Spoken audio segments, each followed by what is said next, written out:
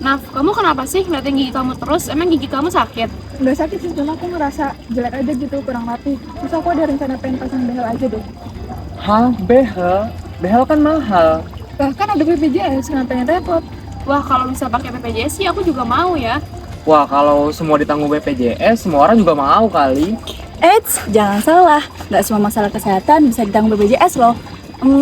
Kira-kira masalah kesehatan apa aja sih yang nggak ditanggung BPJS? Yuk, simak video berikut. Dalam Perpres nomor 82 tahun 2018 sudah dijelaskan beberapa pelayanan kesehatan yang tidak dibayarkan oleh BPJS. Di antaranya, yang pertama, pelayanan kesehatan yang dilakukan di fasilitas kesehatan yang tidak bekerja sama dengan BPJS Kesehatan, kecuali dalam keadaan darurat. Misalnya, kalian sakit tapi ke rumah sakit yang tidak bekerja sama dengan BPJS, maka tanggungannya dibayar mandiri ya, kecuali kondisi darurat seperti kritis. Yang kedua, pelayanan kesehatan terhadap penyakit atau cedera akibat kecelakaan kerja atau berhubungan dengan kerja. Misalnya, kalian pekerja konstruksi dan jatuh ketika bekerja, maka jaminannya ditanggung oleh jaminan kecelakaan kerja. Yang ketiga, pelayanan kesehatan akibat kecelakaan lalu lintas yang menjadi tanggungan jasara harja. Misalnya, seseorang mengalami kecelakaan, kemudian biaya perawatan awalnya ditanggung oleh jasara harja, bukan BPJS. Keempat, pelayanan kesehatan yang dilakukan di luar negeri. Misalnya, saat kalian liburan ke Malaysia, lalu mengalami radang usus buntu dan harus operasi di sana. Yang kelima, pelayanan kesehatan untuk tujuan estetik, misalnya operasi plastik. Keenam, pelayanan untuk mengatasi infertilitas, misalnya program bayi tabung.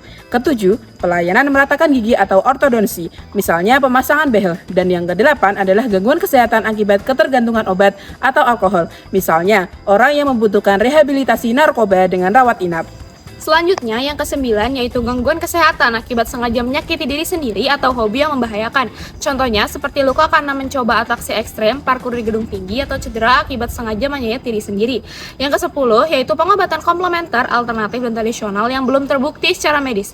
Hal ini meliputi terapi akupuntur yang tidak terstandar, bekam tradisional, terapi herbal tanpa rekomendasi medis, atau terapi energi.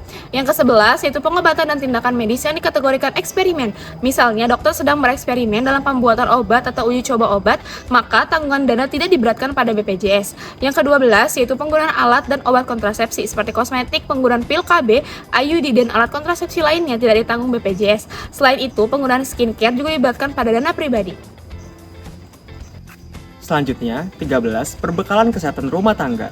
Misalnya, pada kebutuhan kesehatan dasar rumah tangga seperti antiseptik, cairan pembersih tangan, kasa atau plaster luka, tidak secara langsung dibebankan pada BPJS. Ke-14, pelayanan kesehatan akibat bencana pada masa tanggap darurat, misalnya pada pengobatan korban gempa bumi di tenda darurat, yang umumnya ditanggung pemerintah melalui mekanisme khusus, bukan BPJS.